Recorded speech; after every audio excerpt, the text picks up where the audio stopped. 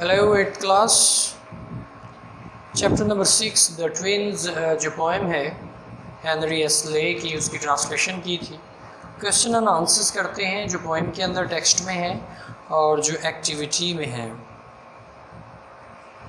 First question first para stanza के आखिर पर है, व्हाट डिड पजल द किथ एंड किन। कौन सी बात रिश्तेदारों को उलझन में डालती थी। पजल उलझन में डालना, किथ एंड किन रिश्तेदार।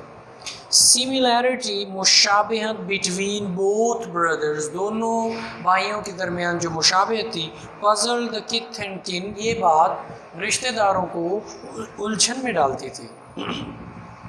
सेकंड क्वेश्चन है सेकंड स्टैंजा के आखिर पर, हु मिक्स्ड द ट्विन्स, किसने जुड़वा भाइयों को गलत मलत कर दिया या खलत मलत कर दिया। The nurse mixed the twins, nurse ने दोनों को खलत मलत कर दिया, मिक्स कर दिया। What do you understand by fatal likeness? मोहलक मुशाबित से आप क्या समझते हैं। This likeness caused him punishment many times. ये मुशाबिहत कितनी बार उसकी सज़ा का बायस बनी। So it is called fatal, इसलिए इसे मोहलक कहा गया है।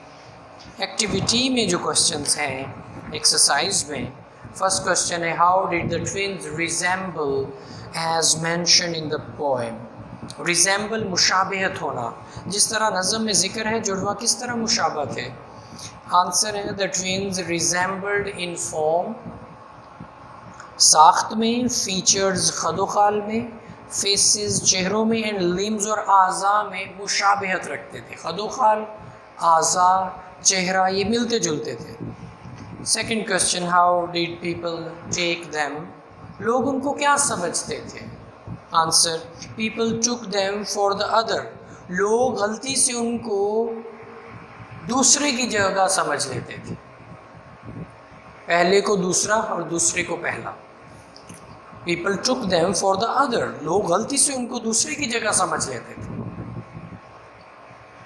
यानी अगर हेनरी के ब्रदर का नाम जॉन था तो वो जॉन को हेनरी और हेनरी को जॉन समझते थे।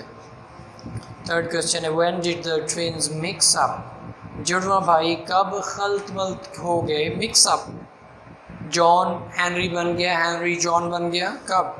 The twins were mixed up when they were being washed, जब उन्हें नहलाया जा रहा था।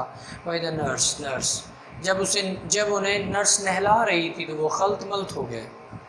फोर्थ क्वेश्चन है, what happened to the twins when they were at school, जब जुड़वा स्कूल में थे तो उनके साथ क्या होता था।